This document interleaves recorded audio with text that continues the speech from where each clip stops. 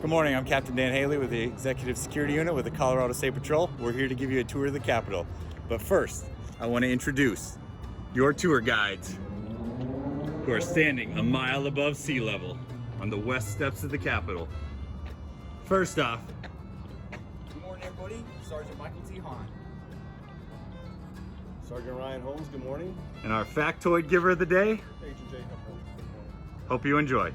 In 1867, Henry Cordes Brown donated 10 acres to the state of Colorado for the state capitol. He developed the surrounding 150 acres for housing. He wanted to develop it as an upscale community. It was then known and is today Capitol Hill.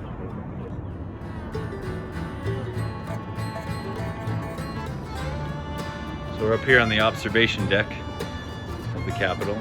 You see over there the Ralph Carr Judicial Building, houses the Supreme Court and Court of Appeals. We continue, we're looking to the south. Straight down Sherman Street.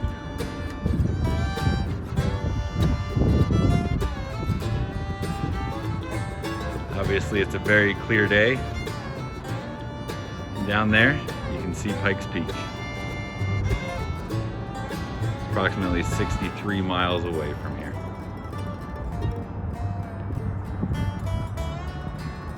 So we continue moving around the observation deck here.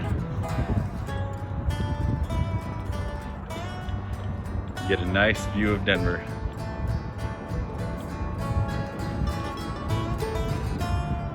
So here we're going to begin looking towards the east.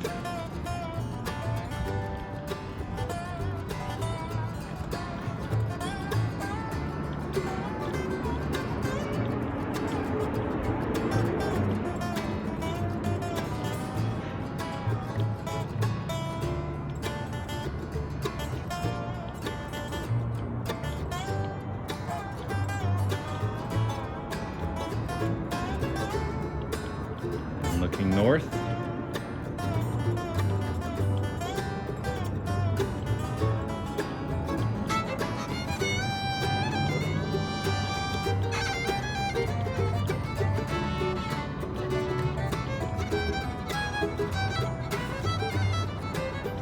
We start to come looking west again.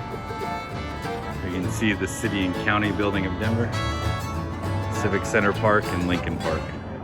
The architect of the Colorado State Capitol is Elijah Myers.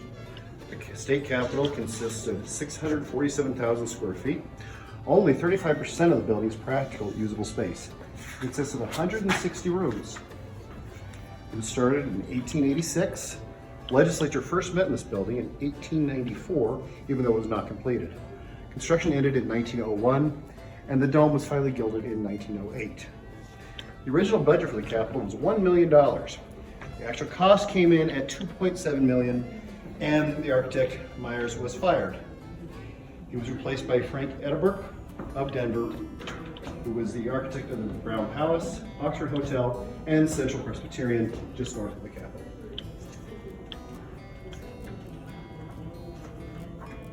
This is the Colorado Governor's office. Unlike most states, we only have a functioning office. Many states have a ceremonial and a functioning office. We just have this one. Originally, this space was the reception area, and the governor's office is actually back in the other suites of offices. This is a larger space, so in 1957, they converted this into the governor's office. The wood paneling, woodwork was done by the Department of Corrections inmates. At one time, there was a desk that also matched the woodwork.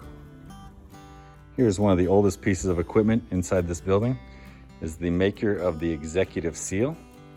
See, it's just like a press. So one we've already done. Comes out with the seal for the Executive Office, State of Colorado.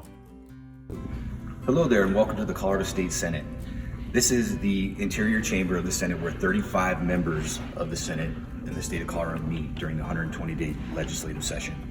In here, they go over bills that they share between the House of Representatives and the State Senate. It is overseen by the President of the Senate, and then they also each one of these members make up different committees as well. Behind me are some stained glass murals. First one is Ruth Stockton. She was a senator for 24, actually a legislator for 24 years. She was also the first female legislator to serve on the Joint Budget Committee. The second stained glass window is the first governor of Colorado, John Rout, and the last territorial governor. Edward Wolcott served in the U.S. Senate for 12 years.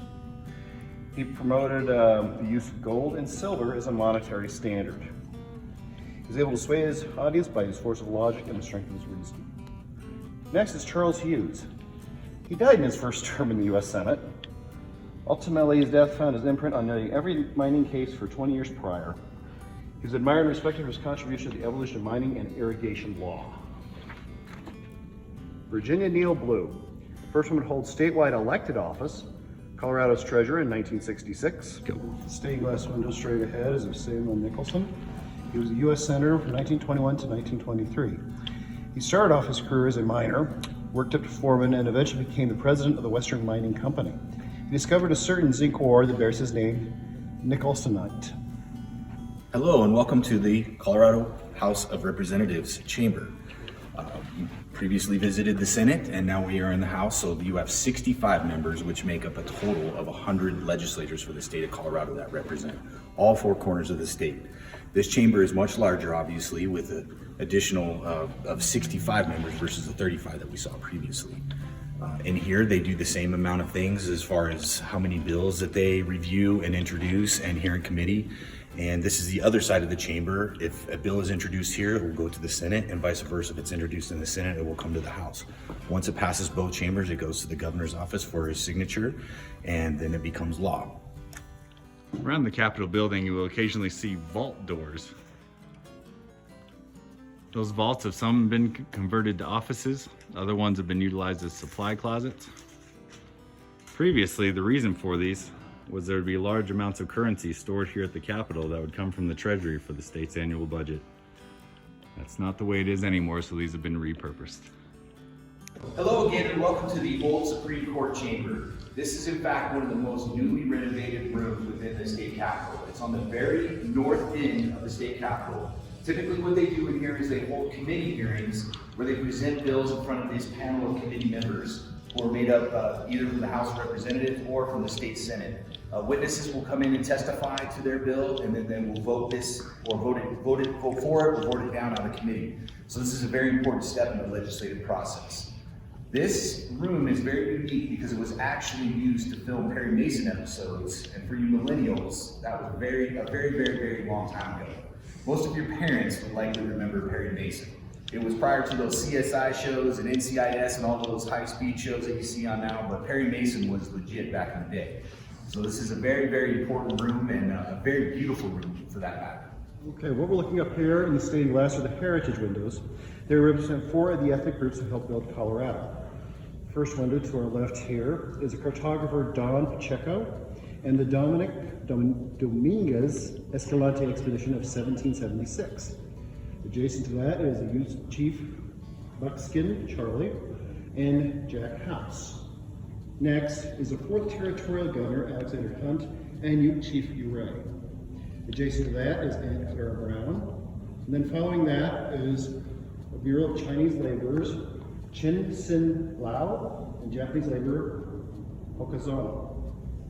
Brought the first Chinese and Japanese workers to the U.S.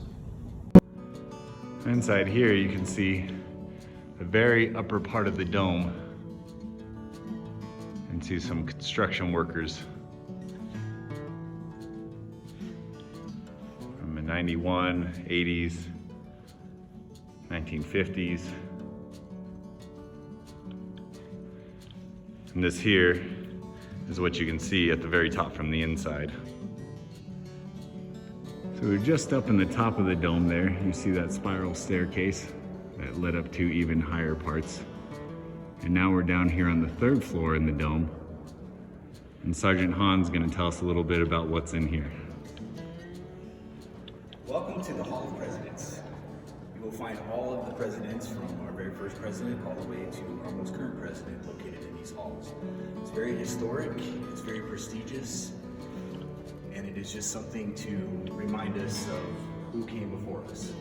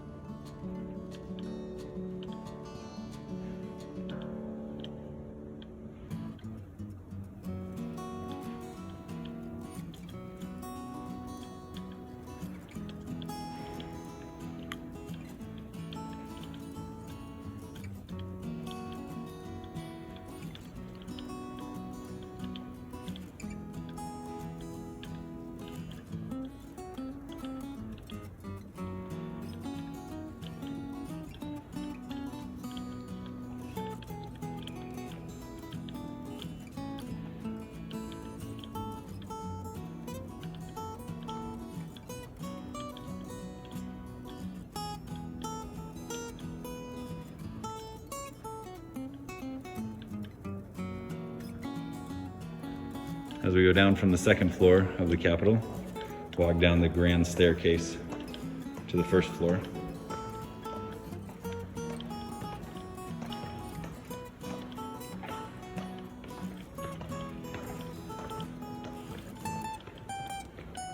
This is the grand staircase of the Capitol. It's a popular location for photographs and leads directly into the West Foyer, which is where we hold a large number of media events.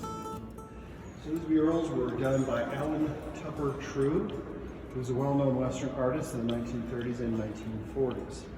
He did similar murals in the Mountain Bell Building, the Colorado National Bank Building, the Greek Amphitheater, and also the Wyoming State Capitol. He did also design the Wyoming State License Plate.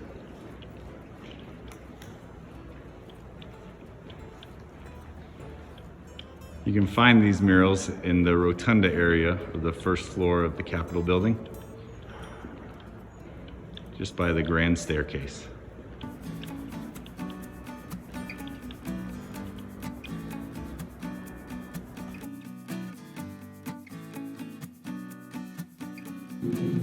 So the purpose of the tunnels is to connect all the buildings of the Capitol complex together to provide steam, electricity, and chilled water as part of their cooling system. Many years ago, they used to cart coal down here.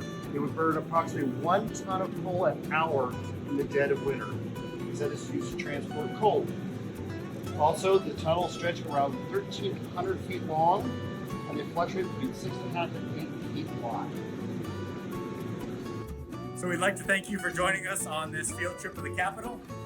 Again, I'm Captain Dan Haley. We got Sergeant Michael T. Hahn, Agent Jay Hemphill, and Sergeant Ryan Holmes down there at the end.